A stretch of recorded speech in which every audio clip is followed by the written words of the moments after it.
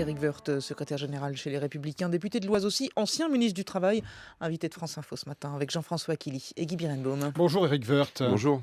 Vous avez fait vos calculs, j'imagine. La motion de censure ne passera pas, c'est ça, hein?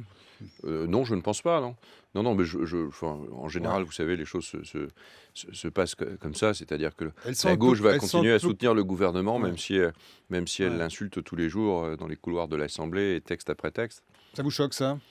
Non, ça me choque pas. Moi, je sais pas. Franchement, l'opposition, enfin la majorité, parce que je sais plus comment l'appeler, la majorité Pourquoi vous dites ça? Pourquoi vous dites mais ça? je suis pas, c'est majorité, une partie d'opposition très forte quand même. Je vous fais juste remarquer qu'il y a 56, je crois, parlementaires de gauche qui ont signé pour qu'il y ait une motion de censure. Oui, il À deux manque près, deux il y avait voix, une motion donc, de censure ouais. dans le propre camp du président. C'est absolument gigantesque. Je ne sais pas si c'est déjà arrivé dans la Ve République, j'en suis pas sûr. C'est une situation tout à fait inédite. Et tout ça pour rien. Tout ça pour un texte qui a été vidé de sa substance. Et la droite devrait avoir le soutien inédit des communistes, donc, qui pourraient voter avec vous. Vous le souhaitez. Est-ce que tout ça n'est pas un peu politicien quand même?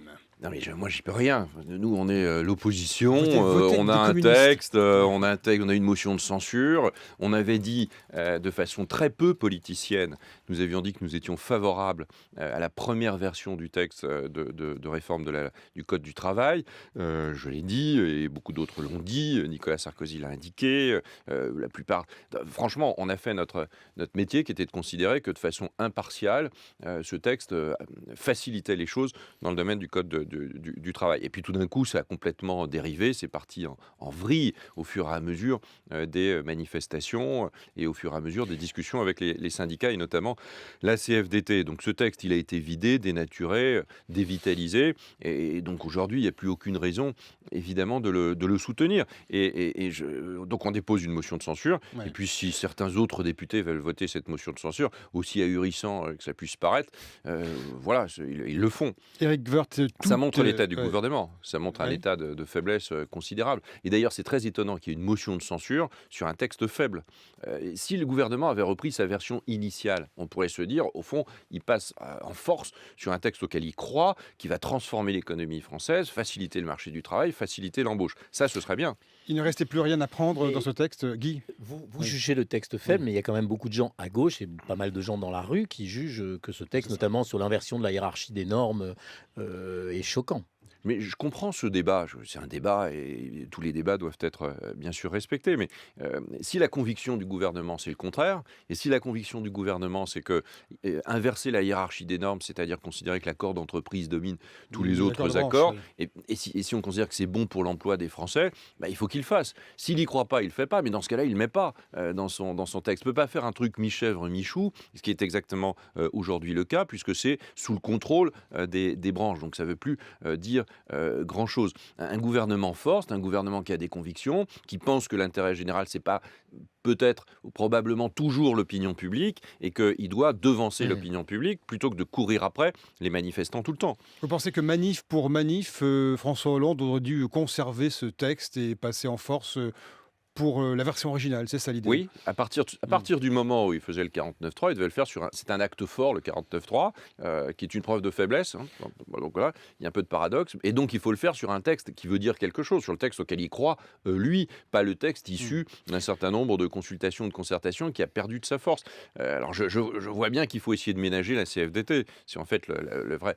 Le vrai problème, c'est que les syndicats ont exporté leur conflit sur le texte et sur la loi El Khomri. La CGT, FO, la CFDT ont exporté leur conflit et on voit aujourd'hui que la CFDT a gagné d'une certaine façon. Mais je pense que c'est le pays qui y perd parce que ça crée de la confusion. On rajoute de la confusion à la confusion et on n'a pas un bon texte. Donc, c'est Monsieur dommage. Woerth, Occasion ratée. vous-même, vous avez gouverné avec la CFDT, je crois m'en souvenir. J'ai même vu Madame Nota à l'époque qui avait des ennuis dans la rue.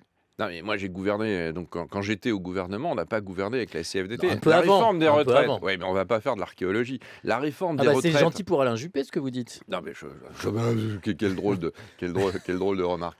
Non. Bah non. Lorsqu'on a fait la loi sur les retraites, il y a eu un débat syndical extrêmement fort. On a travaillé, on n'a pas fait ce que nous demandait la CFDT ou ce que nous demandait la CGT. On a pensé qu'il fallait allonger la durée du travail parce que c'était l'intérêt général et l'intérêt des retraités et des futurs retraités. Vous évoquez la réforme des retraites de 2010. Il y a eu la France dans la rue à l'époque, de longues semaines de mobilisation. Aujourd'hui, nouvelle journée de manifestation contre le projet de loi travail. Est-ce que le gouvernement a raison de ne pas céder à la rue, pour reprendre l'expression Aujourd'hui, consacrée? de toute façon, je ne sais plus très bien pourquoi les gens descendent dans la rue. C'est un texte voilà, qui n'a plus grand-chose de cohérent. Le Code du travail, il a encore gagné quelques pages, donc on ne voit pas bien à quoi ça sert.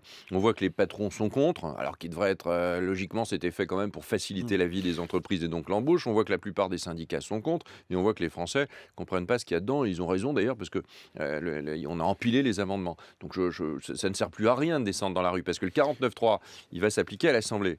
Maintenant, c'est le Sénat qui va prendre le texte, parce que tout le monde croit que le texte, ça y est, c'est terminé, est appliqué. Mais pas du tout. Et le Sénat. Il y a maintenant le Sénat qui va détricoter le texte. Il va revenir à l'Assemblée. Et à ce moment-là, le Premier ministre, il va réagiter le 49.3. Vous voyez, on est parti Donc, encore ce sur n'est une pas saga, fini. alors que la France va pas bien. Enfin, en tout cas, je sais bien que le président dit qu'elle allait mieux. En tout cas, elle va moins bien que les autres. Et si elle va moins bien que les autres, il faut quand même essayer de rattraper à un moment donné les autres par des mesures un peu sérieuses et un peu solides. Alors, Eric Woerth, avez-vous vu la une du magazine Le Point, que je brandis devant la caméra du live vidéo de France Info? Nicolas Sarkozy peut-il sauver Hollande? Sous-entendu, vous me corrigez si ça ne vous convient pas, l'ancien président, s'il était candidat, permettrait à l'actuel de se remettre en selle, voire de gagner alors?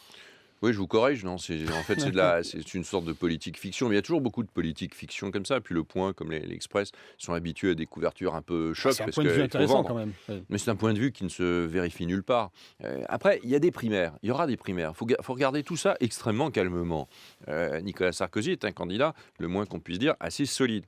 Donc, Il est candidat pas... Voilà, ça y est. S'il est candidat. D'accord, Écoutez, cette couverture, elle Pardon. se réfère à une candidature. Bon, c'est à lui de dire s'il est candidat. D'accord. Mais J'ai s'il cru est pas que vous candidat, l'annonciez. ça n'a plus de... Notre discussion n'a pas d'intérêt. Bon. Donc, s'il est candidat, c'est un candidat extrêmement solide. Donc, on verra bien. Et puis, les Français, de droite ou du centre, décideront. Et décideront, de façon, je l'espère, apaisée. Ils opposeront les personnalités, les projets, la crédibilité des uns et des autres. Il faut travailler. Et il faut faire ça calmement, avec beaucoup de sang-froid. Les choses sont très ouvertes. Et la primaire, elle n'a pas commencé. Et quand elle commencera, On va dire on deux mots. verra. Mais pourtant, les Français, de manière assez répétée, disent dans les enquêtes d'opinion, il ne s'agit pas de sondage, qu'ils ne souhaitent pas en 2017 le même match La qu'en revanche. 2012.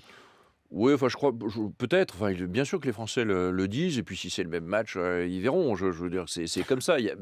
C'est pas les Français qui disent un tel est candidat ou l'autre ne l'est pas. Dans les différents camps, il y a une présélection, ce qui n'était pas le cas avant. Donc, c'était le cas de la gauche il y a quelques années. C'est le cas de la droite aujourd'hui, avec une présélection, une compétition entre un certain nombre de personnes qui estiment pouvoir être président de la République. On verra. Justement, ça permet de retirer la polémique. Ça permet de retirer au premier tour de l'élection présidentielle le fait